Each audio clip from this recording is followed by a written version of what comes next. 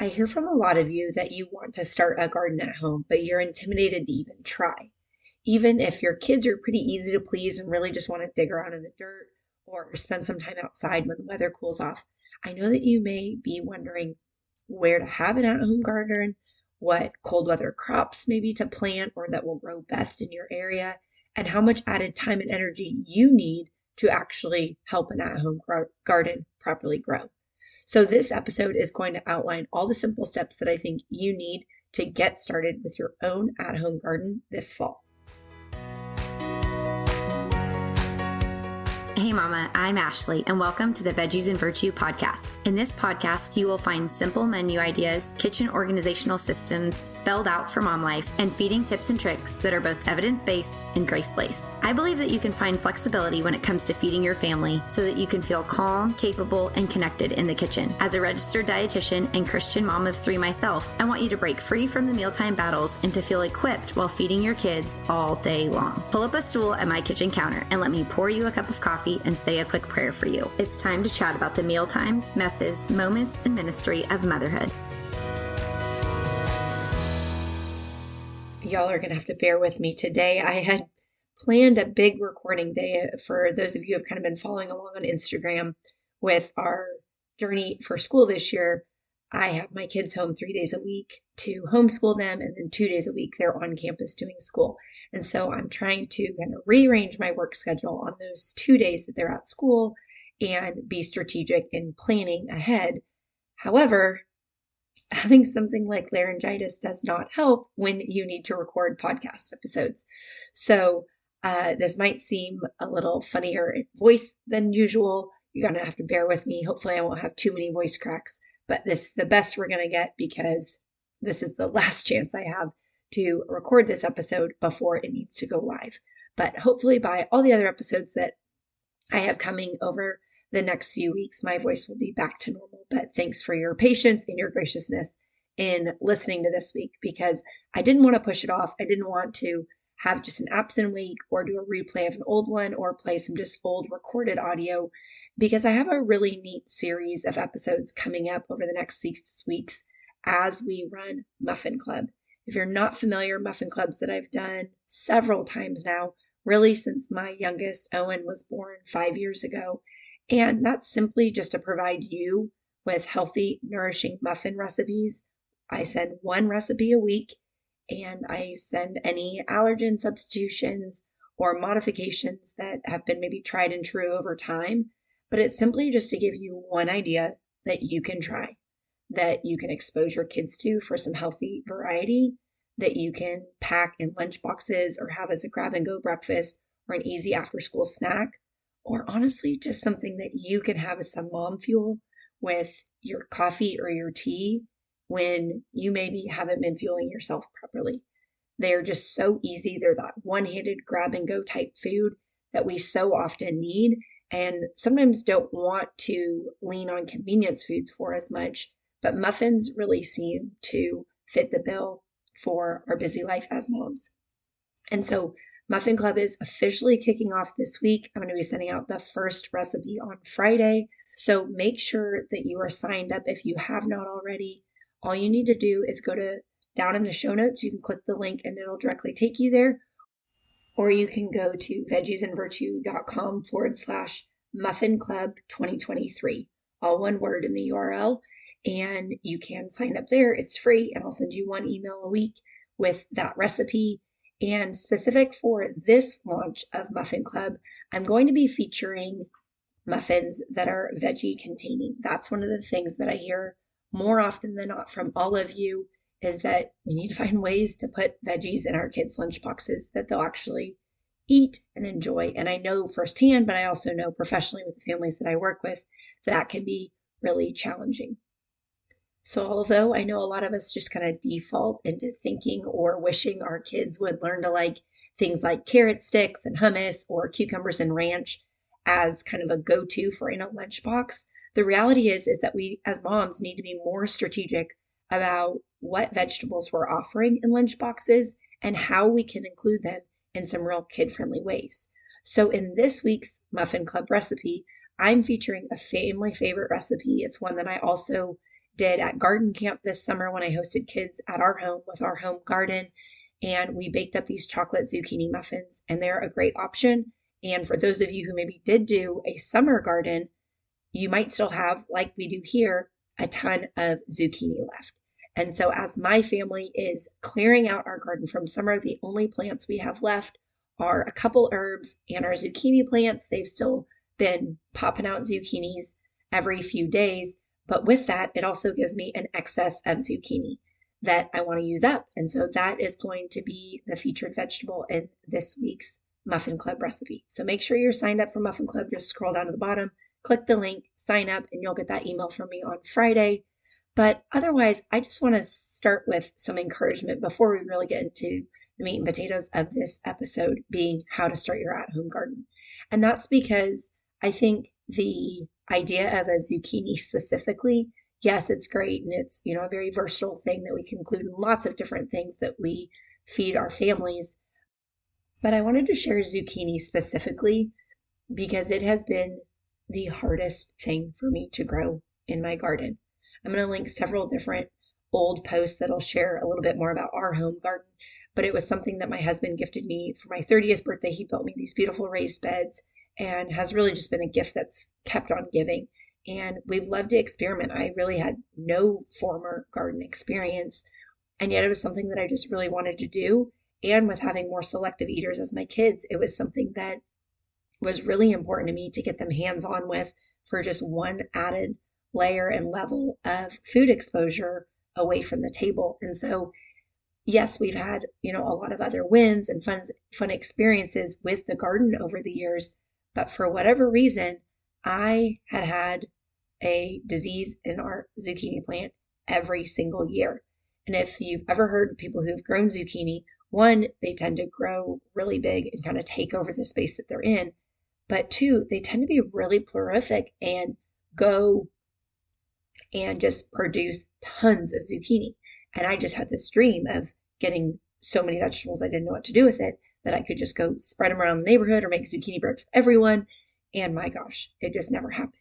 And so the reason I want to share that story, but also, kind of leverage zucchini in that way, is because if you've ever considered starting a home garden, and if you're listening to this episode and you're like, man, I really do want to do that, it just feels like it's going to be a flop, or fill in the blank, whatever that is for you, I want to encourage you, because had I started with zucchini and never been able to get a fruitful crop from it, I probably would have been discouraged and defeated too. But I think because that was, yes, one of the things that I continued to fail with year after year after year, this year, quite honestly, earlier in the summer when I planted the zucchini, it didn't do well. But because I was doing the garden camps, I kind of was tiering the different plants that we were planting in spring, and then those that we could plant a little later in summer, to make sure that there was as many crops actively growing and producing fruit at a time, so that the kids who were here for garden camp had more fruits and vegetables to explore. And so with that, my first go around this year, even year 6 of gardening with zucchini, was a flop. But the second time I did it, it just took, and here we are with tons of giant zucchini. And so I just want to encourage you that if you feel like you have a black thumb instead of a green thumb, or this just is not something you feel like you're going to do, but if it's something that you want to do, if it's something that you think you would enjoy doing with your kids, if it's something that can bring you more joy and purpose than stress and anxiety, then give it a try, because really fall is an ideal time to start gardening. Oftentimes we kind of think about spring garden and things like that, which can be lovely. But if you start it right now in fall, you're going to have less weeds to pull. You're often going to have less pests that are going to be threatening the crops that you might be growing. And typically you're going to have more exposure to natural rainwater, so you don't have to worry about watering your plants as often. So some of these little differences between the fall and, say, a spring garden can make a big difference in kind of helping you and your family cultivate that can-do attitudes towards at-home gardening. Now, for me, with any new thing I want to do, I tend to fall into the personality type of analysis paralysis. I feel like I need to master it before I can even start it. And you can probably guess what happens. I then never start it. And that could have definitely been the case with gardening. So I want to encourage you just to think of these 3 steps to get started. From there, you're going to learn and grow and expand your gardening skills in whatever way fits your family, your personality, your lifestyle, and your desires best. But these 3 things, when I was thinking through what are the 3 things that I would really feel like would just help me go from I want to do this, but I don't think I can do this, to not getting stuck in cyberspace of looking up any and everything and going down every rabbit trail with how to start a home garden, but instead to simply get started. And you're going to notice as I talk through this a little bit of why there's some urgency and this episode is timed as it is because I do want to put a little fire under your butt to tell you, take action. Because the first thing that you're going to need to do is to look up for your region when your frost dates are. Now, this sounds a little bit more technical than it really is, but it's as simple as scrolling down to the show notes. This is definitely an episode you're going to want to utilize the show notes for, because I include a link that gives you access straight to finding the frost dates for your zip code. And from there, you can learn how long you have between now and the estimated first frost in your area. So really what this means is if we look at, I'm in the Houston area. And so for the gardening zone that I'm in, we're predicting that our first frost may be around November 20th. So knowing this, I can work backwards to ensure that I've planted our at-home garden and some of those cold weather crops in time that we can have a harvest before that first fall or winter frost may hit. And for us in Houston, I mean, it's been in the 70s at Christmas, so we just never know. And oftentimes our plants are doing really well all the way up to and really through February, but it's going to be really region dependent. And so depending where you live, just go to the link below. It's going to let you type in your zip code and it'll give you some guides on your first frost date.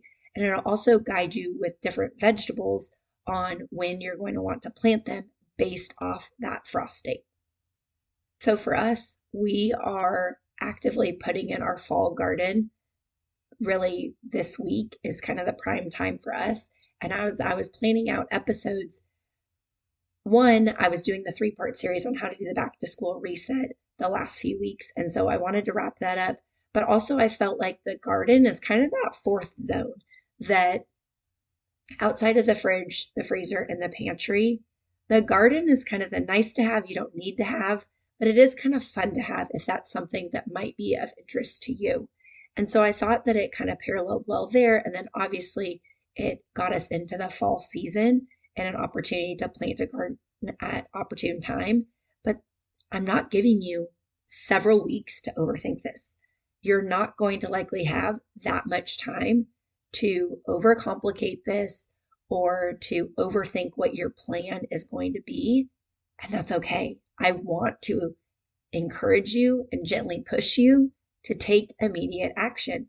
If this is something you're interested in, this episode is going to give you the 3 action steps that you need to take action. Like this week, we don't need to have tons of lead-in time or tons of advanced effort. Yes, my husband built these beautiful beds for me, but he and I had done tons of container plants before that in our old house, at this house, before the beds. And so I want the timing of this episode to help give you that little push that now is the time. Now is when fall crops need to be going in if you haven't done it already. So make sure to check out that link and find your first frost date and then work backwards from there. The second thing that you need to do is assess what space you have to work with. Often I hear people say, oh, I'd love to have a garden. Or when I show, a view of our garden beds here, now we have 4 decently large raised beds. But as I mentioned, that's not where we started. And that's not where a lot of home gardeners start. So start instead with finding what is feasible for your family right now. And some of the things I want you to think about as you look at what space you have to work with is, first and foremost, work with what you have. Do you already have a pot or a planter that you could use? Maybe you already have one full of soil that has dead plants from last year and your attempt at gardening last year in it. Dig that up, cultivate the soil, and get it ready to use again right now. The other thing I want you to think of is what is manageable, because so often we can go to a nursery or a garden center and pick a bunch of plants with no real plan on what to do. And then we bring them home and we quickly feel really overwhelmed because we haven't really evaluated our space. So I want you to think about, do you want something that's really low effort, low involvement? Thankfully, with fall crops, they are just sturdier, hardier crops, which hopefully will encourage you. It's a lot harder to mess them up. But the other thing I want to encourage you to think about is when you're kind of mapping out what area you might have and what containers might work for you to start an at-home garden, is what space could you most effortlessly tend to in the season? And I say that because I know a lot of us have kids or young kids or kids on the way or neighbor kids over.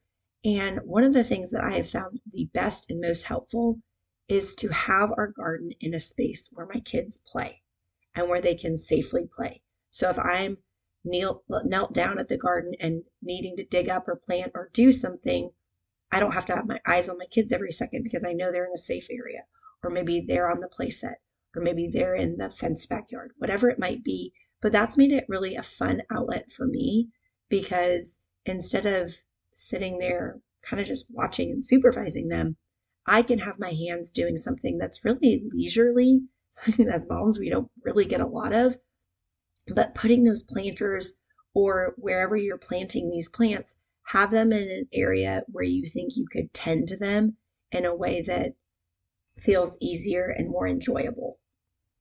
The third and final thing that I'll mention on this topic of where to put them before we move on to the third consideration is simply also have them somewhere where you'll see them and remember them. Because while yes, I think it's good to have them in a place that you know you'll be out and able to tend to them, maybe while your kids play or the family's doing something else. I have had them on the front porch before in little herb planters, and they die because I forget that they're there and I don't go to the front door that often.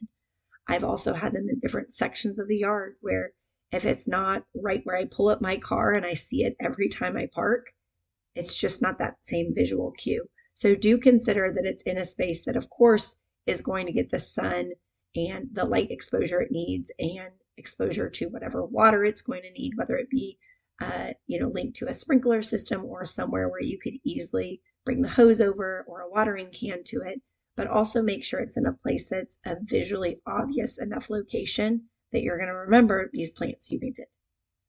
The third and final thing I want you to think about is once you've decided on what size garden that you feel like you can do, and then you can begin looking to see which veggies you'd like to try out. First and foremost, pick some that you know your family might be interested in trying. Because I know for my family, Swiss chard grows awesome here in the Houston area. However, I'm the only one that'd eat it. And even then, it's not really my favorite. So it's kind of like in the spring, we get okra, and I'm not a huge okra person, and I don't really honestly have a great way of cooking it yet.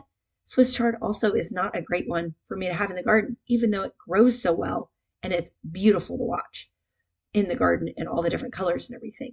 So pick some that you would, yes, enjoy watching grow, but also that you would enjoy eating. So some of my most favorite kind of cheater tips for what to start with is to buy herbs at the store. Instead of buying like the pre-cut basil or dill or parsley or cilantro, oftentimes if you find the ones that still have the roots on the bottom, you can simply put them in a jar of water, kind of get those roots really ready in just your kitchen for a few days, and then go and transplant them, plant them into whatever that designated space or area is that you've decided for your at-home garden. Another option you can do, which is great for a fall garden, is something like Bibb lettuce. That's often kind of in one of those plastic clamshells.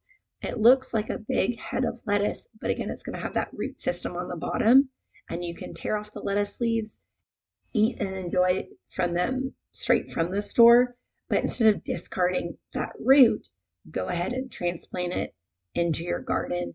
Again, continuing to water it, keep an eye on it, and you'll see that with really little to no effort on your end, it'll start to produce new leaves and give you that same delicious Bibb lettuce week after week, month after month, until something like your first frost. If you're not looking for something that you get at the store, but rather you do want to go to a garden center or your local nursery, I tend to be someone who does use starter plants. Specifically with the timing of this episode, you likely won't have time to start a lot from seed and get it to a mature enough state before these plants need to be planted in the ground. So I would encourage you to pick a local nursery that's familiar with your region. I personally prefer local nurseries, one, to support small businesses, but also because I feel like the crop types that they have are more specific to our area than maybe those that I would find at the big box garden centers. And then just go pick a few. For us, some of the ones that are most fun are things like a broccoli or a cauliflower head. Super low effort on your end. You literally set it and forget it. But over time, you'll start to see it grow, and it's so cool for kids to get to watch that process. The other one is something like a kale starter.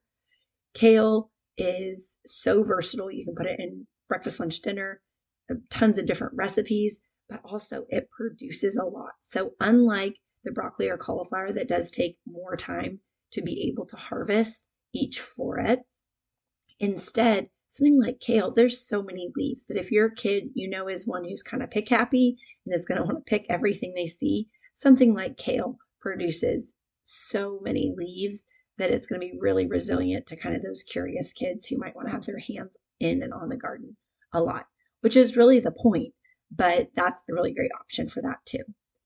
So with this, you now know that first you need to get plants planted for your fall garden ASAP by scrolling down and finding what that first frost date is. The second thing you're going to need to do to take action here is to decide where you're going to put a pot or a planter box that you can tend to as a family. And the third and final thing that you're going to do is decide on what cold weather crops you want to begin with. After this, you'll continue to learn a lot of new things that'll improve the crops that you grow and will give you new ideas of things like companion planting and composting and crop rotation and all of these things that are wonderful, fun things to learn if gardening does become something of greater interest to you. But to start, you can really be successful in growing fresh food at home to include in any meal and to expose your kids to by doing these 3 things.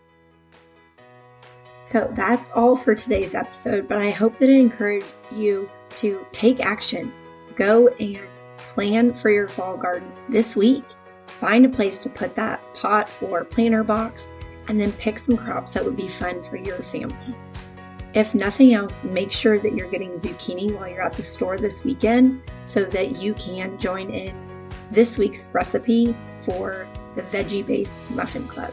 I'm going to give you healthy muffin recipes that each feature a different vegetable so that you have easy, effortless ideas on hand for breakfast, lunch, snack, and you could even offer them at dinner. So be sure that you're signed up for Muffin Club. Just scroll down to the show notes or go to veggiesandvirtue.com/Muffin Club 2023.